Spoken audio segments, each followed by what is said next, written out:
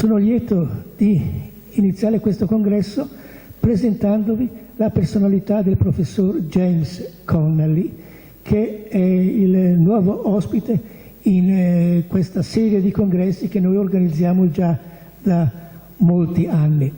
Il professor Connelly è direttore del Center for the Study of British Idealism and the New Liberalism all'Università di Hull nel Regno Unito, e questa sua attività è stata motivata non soltanto dalle esigenze della sua posizione accademica come professore presso tale università, ma anche e soprattutto da una interiore affinità e commitment, potremmo dire, verso una grande tradizione filosofica che purtroppo in Italia non è nota come dovrebbe, cioè la tradizione dell'idealismo britannico, tradizione che inizia col pensiero metafisico di Francis Herbert Bradley sulla fine del XIX secolo e che ha avuto quale ultimo significativo esponente Errol Harris, un pensatore che ha attratto il mio interesse da quando l'ho conosciuto di persona, e su lui ho scritto molto, spero cose buone, comunque sottoposte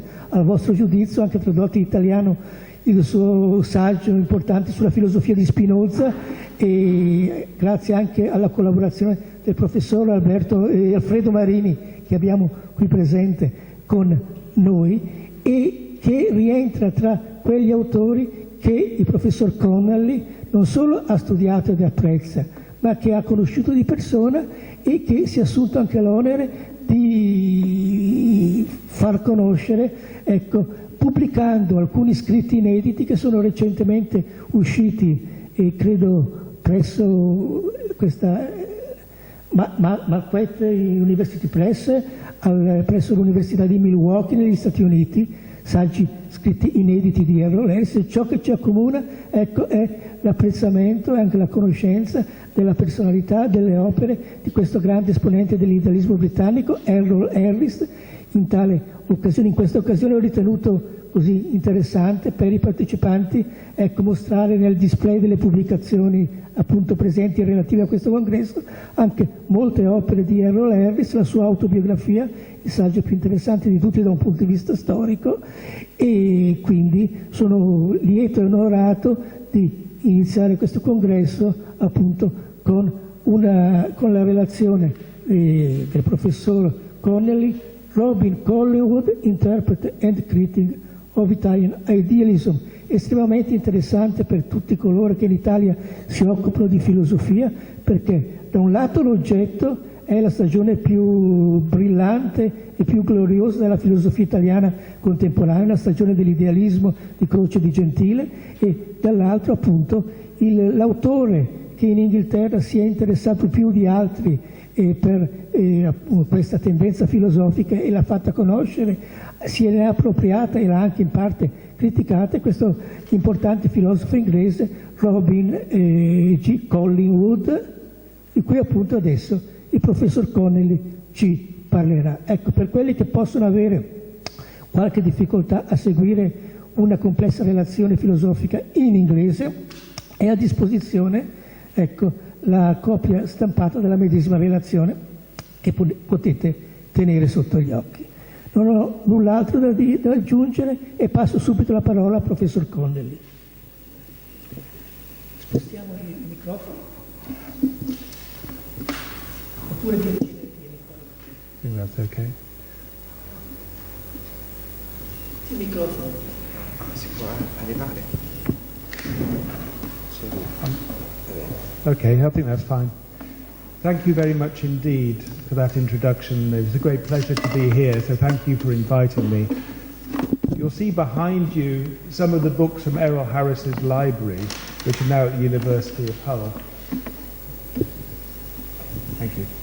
And if you also look at the other slide, if you could just show the other picture. That one of the plaque. It says, the Errol Harris British Idealism Library, donated by the family of the idealist philosopher Professor Errol Harris, are received with gratitude on behalf of the next generation of students of British idealism. So we host this at the University of Hull. Now I should apologise for speaking in English. but I would have to apologise more if I try to speak in Italian. So it's better to speak in English. I should start by saying something of how I came to be here. Professor Rinaldi and I are both interested in the writings of Errol Harris, and the Centre for Idealism and New Liberalism hosts a collection of his books and papers. Some of these have been published posthumously, and soon his doctoral thesis and his work on Croce is going to be published. Professor Rinaldi saw the preface that I contributed to the book and invited me to be here today. And it's a great pleasure to be here, and many thanks for your hospitality. Any of you, at any time, if you wish, please come to the University of Hull. We would welcome you. You could give a paper, we would show you round, and you can also look at the books and the manuscripts. I was once fortunate enough to stay with Errol Harris for a few days at his house in Ambleside. This wonderful house, built into the side of the hill overlooking Windermere, was home to Harris, who was then 93 years old. He met me at the railway station and cooked dinner. 93 years didn't seem to be very much to him. To me, it seemed to be quite old. We had many fascinating conversations during that time, and it was great to be able to speak to him about his experiences in Oxford in the 1930s. By the way, I will depart a little from the text as I'm reading it, so in case you think you're missing something, that's because I'm modifying. After Errol Harris died, I helped sort out his books and papers with members of his family. And we were looking for a copy of his reply to Ryle's reply to his paper on Collingwood's use of the ontological argument. That's arcane for you. On my earlier visit, I'd asked Errol about the paper, and he said that the final rejoinder, which Ryle had not published in mind, was in the house somewhere. After looking in every nook and cranny, it was found, dusty but existing, at the bottom of an old wooden chest in an attic. I delved into the chest, picked it out, blew the dust off, and triumphantly held it aloft. That was the triumph, but it was also matched by the triumph, or the story, that the wooden chest had been used by Beatrix Potter for one of the illustrations in the Peter Rabbit story, because of course she lived nearby at the time. During his stay in Oxford in the 1930s, Collingwood was ill, and Errol Harris didn't get to meet him. This was a great missed opportunity. Given the use that Harris made of Collingwood's ideas, both the idea of the scale of forms and the notion of absolute presuppositions, and also his desire to produce a cosmology, direct personal influence of Collingwood on Harris could have been both interesting and decisive. I recall many years later giving Errol a copy of Collingwood's The Principles of History, which is a compilation of writings on cosmology, metaphysics, and the philosophy of history. It contains a very summarily stated cosmology, and Errol sent me a letter thanking me for this, and he says, "This is what I've been trying to do all my life, but Collingwood did it so much better." But I think Errol Harris was being somewhat generous. I think he was being unduly modest in this. Errol Harris's work on the metaphysical foundations of science, I think, takes Collingwood off in a direction that Collingwood was unable to go. But I think Harris and Collingwood were quite close in many ways. And it's not surprising in many ways that Harris later followed Collingwood's lead in the matter of dialectic, interpreted as a scale of forms. He often refers to Collingwood's interpretation, of which I will say something later. So I think that sometimes Harris very generously acknowledged Collingwood as the originator of ideas which he had himself already, perhaps only embryonically, developed. And I think that had Collingwood seen Harris's essay on Croce's interpretation of Hegel, he would undoubtedly have endorsed it. The other thing they had in common was taking both science, natural science, and Hegel's philosophy of nature seriously. And when I say seriously, I mean very seriously indeed. Harris did a lot of work with scientists, and Collingwood did. Collingwood, in an earlier generation, went into the laboratory with several to see what was going on. So Harris developed a lot of Collingwood's thought in the direction of a full metaphysical analysis of modern science, which Collingwood did not. He didn't have time to. In his approach to philosophical method and dialectic, he was greatly influenced by Collingwood's account. in an essay on philosophical method, including the concept of philosophical thought as making up a scale of forms related to each other by opposition and distinction, and differing both in degree and kind. So that's saying something about Errol Harris, and something about Errol Harris in relation to Collingwood. And I wanted to say that because it was through the Harris connection that I'm here today. Now, Collingwood was very important for the introduction of neo-idealism, Italian neo-idealism, into Britain. There were other figures, of course, and I shall start by mentioning two: Professor J.A. Smith and E.F. Edgar Carrett. One was an idealist, one was a realist, but that didn't really make too much difference. Because what seemed to matter was the fact that they were interested in aesthetics and history and the philosophy of history. That's what made things interesting for them. Their other epistemological differences didn't matter so much. Smith's inaugural lecture in Oxford in 1910 was called Knowing and Acting, and it was hugely influenced by Croce. Smith had discovered Croce while visiting Naples the year before. So it was relatively new, but for Smith, he solved problems that Smith had, and he started to think through the lens of Croce. Edgar Carrett of University College, Oxford, as I said, was a realist. And he belonged to the generation of Cook Wilson and H.A. Pritchard, who were spreading the doctrines of realism in epistemology, ethics, and political theory. It's important to remember that Carrett was Collingwood's tutor in philosophy at Pembroke College at the time. They remained lifelong friends, although they had diverging philosophical standpoints. Despite his realism, Carrett was wide-ranging, he was very generous and open, and he read Gentile and Croce in Italian. His 1914 The Theory of Beauty was one of the first to refer to Gentile in print. Although his philosophical temper was not theirs, Carrett went on to translate Croce's My Philosophy, and also the extracts from Croce and Gentile reprinted in his edited collection, Philosophies of Beauty. He also, in 1932, translated Gentile's La Filosofia dell'arte, although this was never published. Now, Croce had an intellectual relationship with Collingwood spanning 25 years. They corresponded from around 1912 until the outbreak of the Second World War, and they met in person several times, both in the UK and in Italy. Collingwood's first published book in 1913 was a translation of Croce's The Philosophy of Giambattista Vico. Douglas Ainsley, who translated Croce's most important philosophical works into English, played a part in discussions concerning this translation. Now, Ainsley's translations themselves were much criticised, although Croce didn't criticise them, but everyone else did, fair to say. So later on, Collingwood was asked to revise and expand Ainsley's translation of Croce's Aesthetic for the Macmillan Press.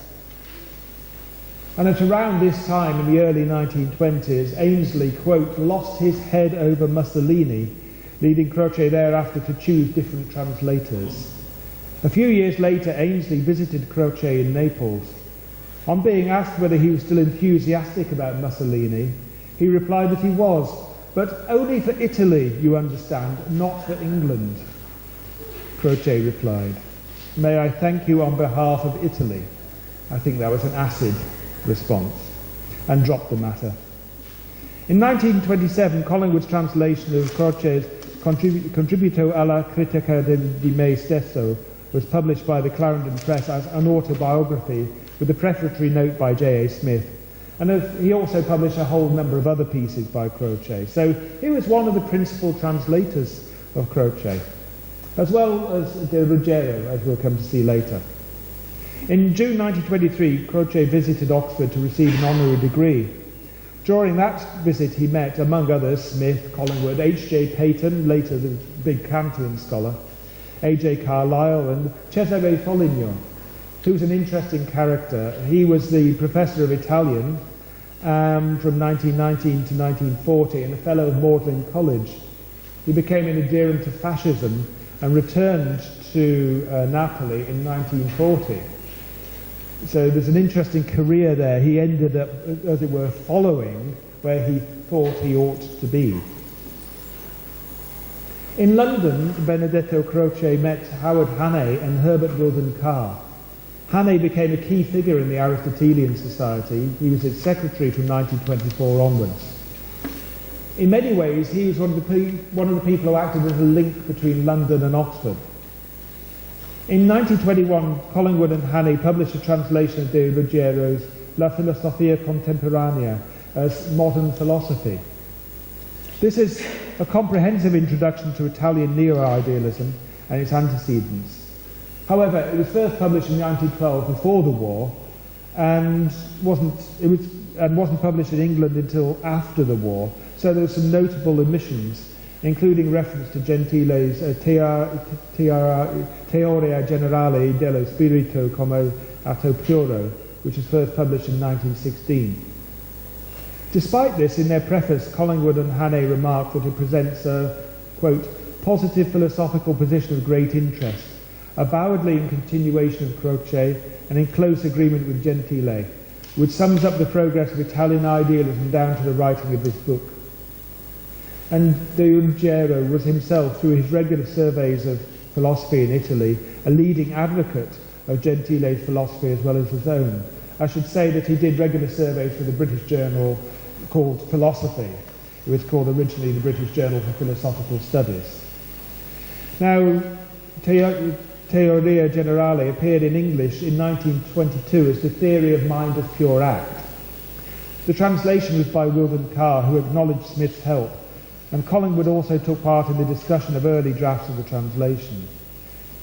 Wilden Carr is an important figure.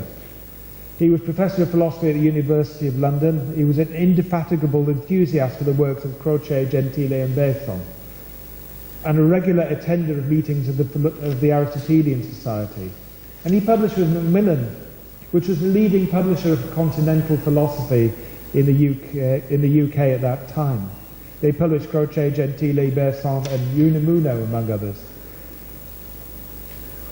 Croce was a reader of manuscripts from Macmillan until 1928, when he became a reader or delegate to the Clarendon Press in Oxford and resigned from Macmillan. A few years later, September 1930, there was a large Congress of Philosophy held in Oxford. Hannay served as secretary to the organisational committee, and the conference was attended by both Croce and De Ruggiero, who stayed at Collingwood's house. Croce stayed at Magdalen College, but was invited by Collingwood to visit while De Ruggiero was staying. Although Gentile's name is recorded as an active member of the Congress, there's no record of him having attended. I did check and I couldn't find him being there. So it's not clear to me, but someone might know different, whether Gentile ever visited Britain or not. And there's no record of correspondence with Collingwood either. There is with Croce, there is with De Ruggiero. Now, Collingwood himself did meet with Gentile on at least one occasion in 1927 in Rome. And that was a year that Collingwood's translation of De Ruggiero's History of European Liberalism appeared. Of course, that got De Ruggiero into trouble anyway with the fascist authorities later on.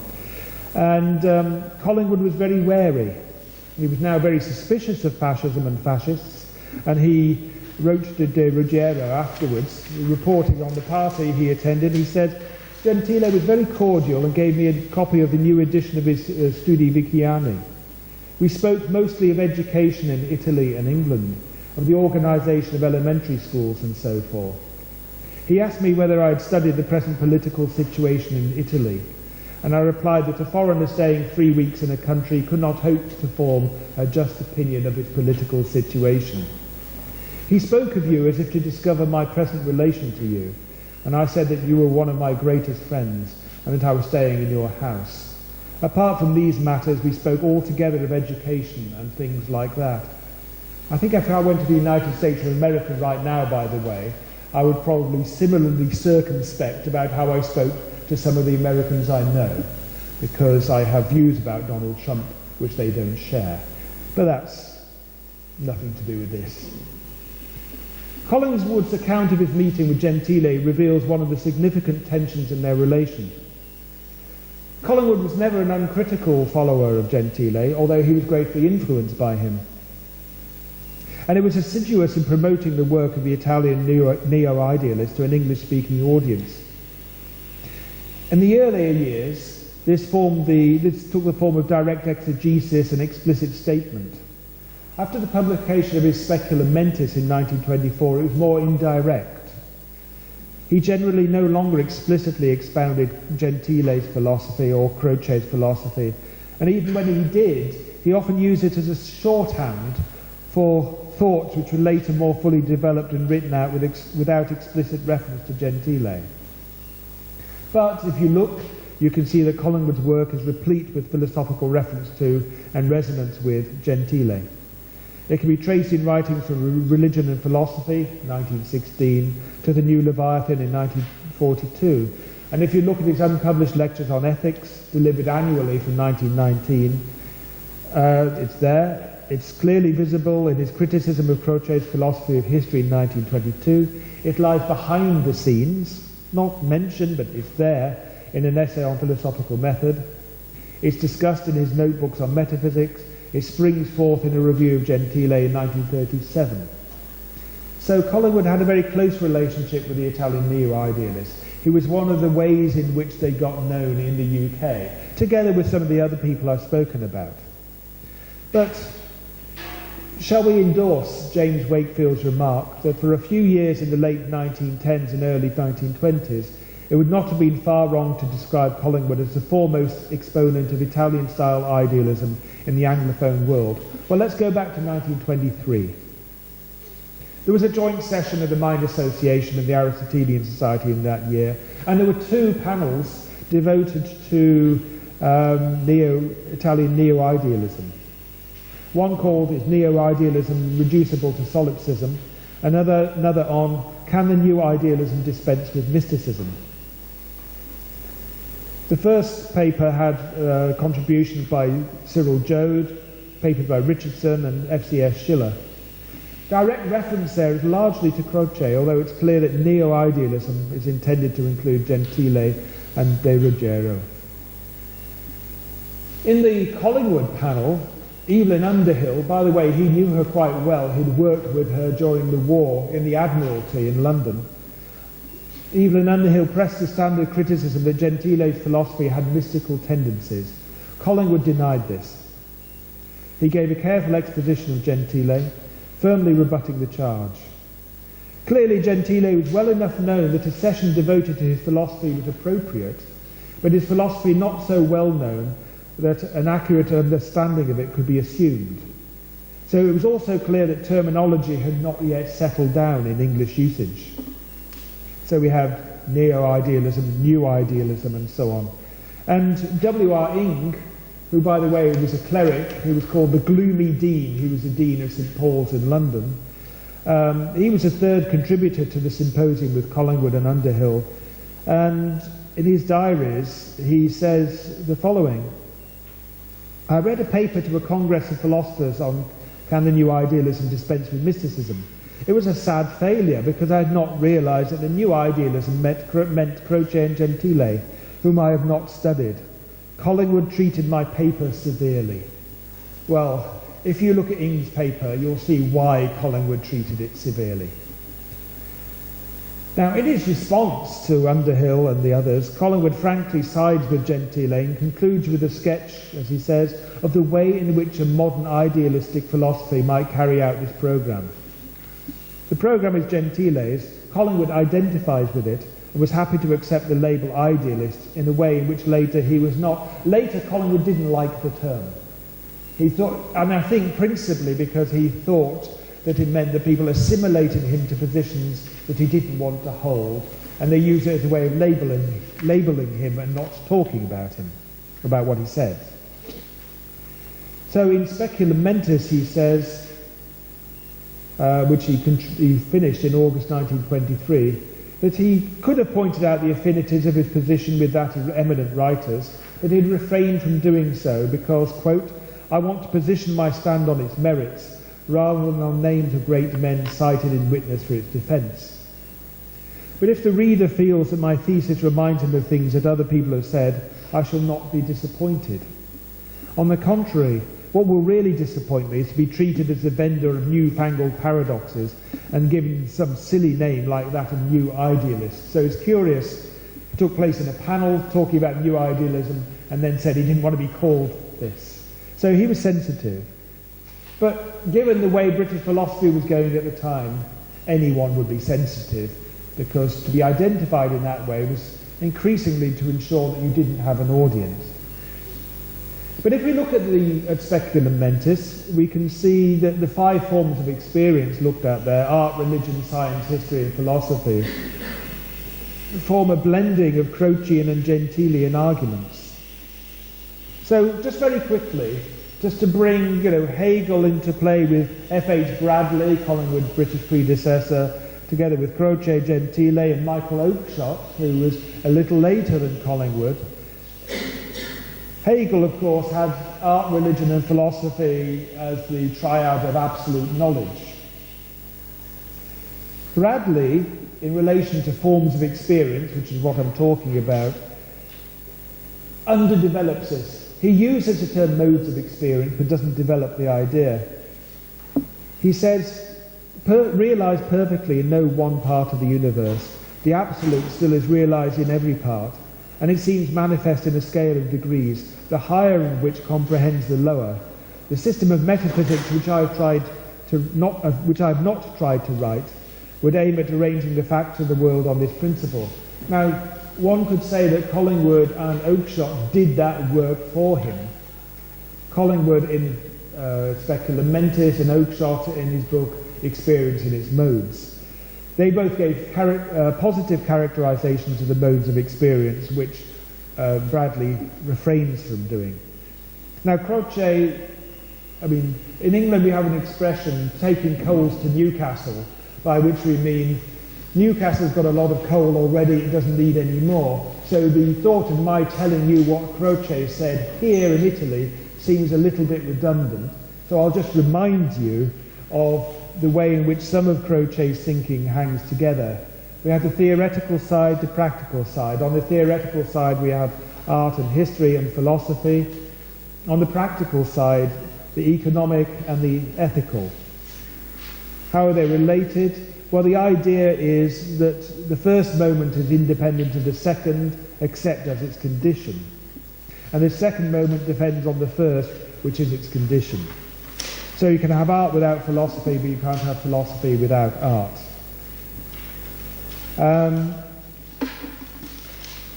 So knowing is independent of doing, but it's the condition of doing. And being is dependent on knowing as its condition, and so on. Now, I won't go through all of that, but the key point here is it goes back to his idea of certain concepts of being not related by opposition but by distinction and forming a sort of scale between themselves. Now, De Ruggiero and Collingwood were having none of this. It's very interesting to look at their correspondence. If you haven't looked at their correspondence, let me know. I can give you a digital copy very easily, because they have a very interesting, gossipy correspondence between themselves, and they often talk about Croce behind his back. They speak of him in a disrespectful way, like you would of your parents, say.